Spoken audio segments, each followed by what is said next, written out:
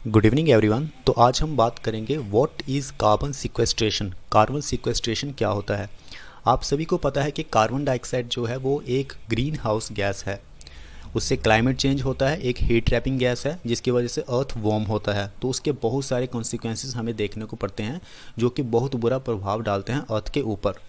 तो carbon sequestration जो है वो एक प्रोसेस है जिसमें हम कार्बन को स्टोर करने की कोशिश करते हैं। इसका नेचुरल प्रोसेस भी है और आर्टिफिशियल प्रोसेस भी है। नेचुरल प्रोसेस आपको पता है कि जो ट्रीज़ होते हैं वो किस तरह से कार्बन को ऑब्जर्व करते हैं और इन रिटर्न वो ऑक्सीजन देते हैं। उसी तरह से एक आर्टिफिशियल प्रोसेस भी होता है जिसमें हम जियोलॉजिकल फॉर्मेशंस में उसको स्टोर करने की कोशिश करते हैं। ये सारी चीज़ें हम बहुत अच्छे से समझेंगे। पहले आप समझ लीजिए कि कार्बन सिक्वेस्ट्रेशन की डेफिनेशन क्या होती है। अगर आपको एग्जाम में डेफिनेशन लिखनी हो तो आप कैसे लिखेंगे।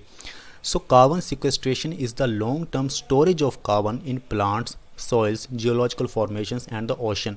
कि आप समुद्र में या जियोलॉजिकल फॉर्मेशंस जैसे रॉक्स वगैरह हो गए, सॉइल्स में, प्लांट्स में किस तरह से आप कार्बन को स्टोर कर सकते हैं। So carbon sequestration is the process of capturing and storing the atmospheric carbon dioxide। Carbon dioxide का जो बुरा प्रभाव है उसको कम करने के लिए हम कार्बन सिक्वेस्ट्रेशन करते हैं। आर्टिफिशियल भी और नेचुरल तो होता ही है। आगे चलते हैं। It is one method of reducing the amount of carbon dioxide in the atmosphere with the goal of reducing the global climate change। जैसा कि क्लाइमेट चेंज हो रहा है, आपको पता है कि हर दिन क्लाइमेट चेंज की बात होती है, कई सारी ट्रीटी साइन होती है, कन्वेंशन होते हैं। तो कार्बन डाइऑक्साइड के प्रभाव को कम करने के लिए इस मेथड का इस्तेमाल किया जा सकता है कि एटमॉस्फेयर में जो ज़्यादा कार्बन डाइऑक्साइड है उसको कम किया जाए और उसे कहीं और स्टोर किया जाए। Carbon dioxide is a heat trapping gas, जैसे कि मैंने आपको बताया था, produced both in nature and by the human activities. तो नेचुरल भी कार्बन डाइऑक्साइड आपको पता है रिलीज़ होती है और ह्यूमन एक्टिविटी से भी होती है। तो नेचुरल तो आपको मालूम है। अगर हम मैन मेड की बात करें, man made carbon dioxide can come from the burning coal. Coal हम बर्न करते हैं, नेचुरल गैस से कार्बन डाइऑक्साइड निकलता है।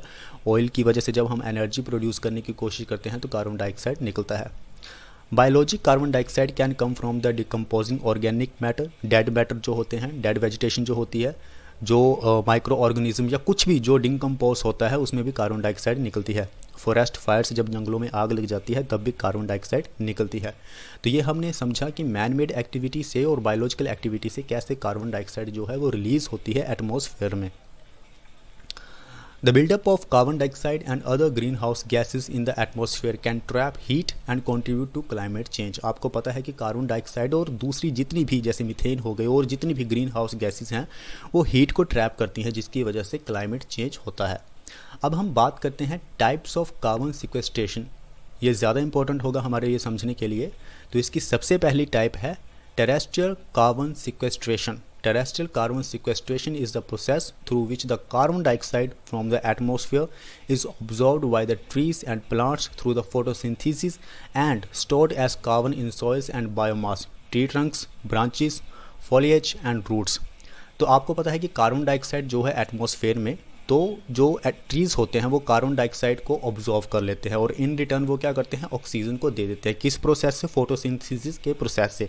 और जो कार्बन होती है, क्योंकि ऑक्सीजन तो जो ट्रीज़ होते हैं, जो प्लांट्स होते हैं वो ऑक्सीजन को तो रिलीज़ कर देते हैं, तो हमारे पास बचा क्या? कार्बन। तो कार्बन कैसे स्टोर हो जाता है? सॉइल्स में, बायोमास में, जो ट्री ट्रंक्स होते हैं, ब्रांचेस होती हैं, उनमें वो कार्बन स्टोर हो जाता है। अब हम बात करते हैं सेकेंड टाइप की, that is a geological carbon sequestration. So it is the process of storing carbon dioxide in the underground geological formation. तो अंडरग्राउंड जो रॉक्स वगैरह होते हैं उसमें किस तरह से हम इंजेक्ट कर सकते हैं कार्बन डाइऑक्साइड को कैसे स्टोर कर सकते हैं किसी भी फॉर्म में, चाहे आप प्रेशराइज करके उसको लिक्विड फॉर्म में लेके आएँ और उसको स्टोर कर लें।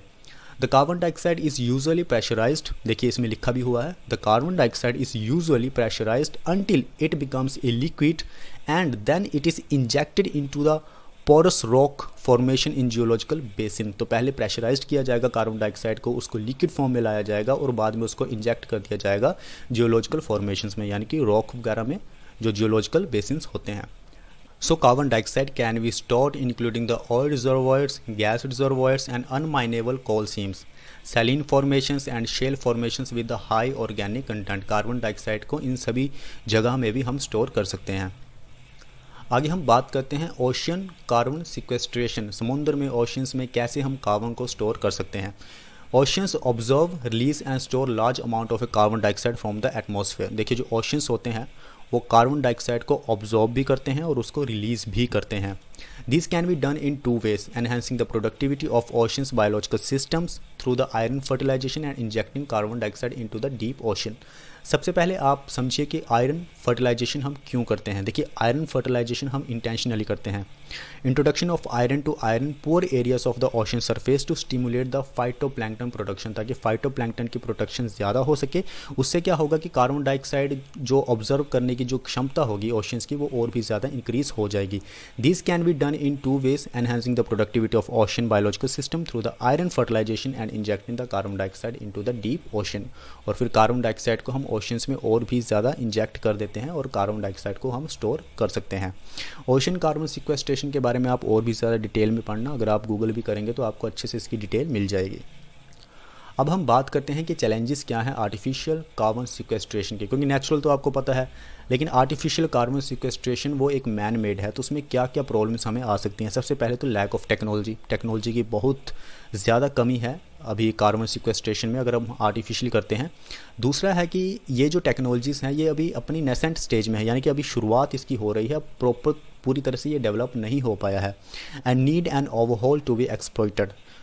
उसके बाद हाई कॉस्ट खर्चा इसमें बहुत ज़्यादा आएगा कार्बन को स्टोर करने के लिए, और कुछ एनवायरमेंटल कंसर्न भी हैं, जैसे कि जब हम इंजेक्ट करेंगे कार्बन डाइऑक्साइड को डीप ओशन में तो ओशन एसिडिफिकेशन भी हो सकता है।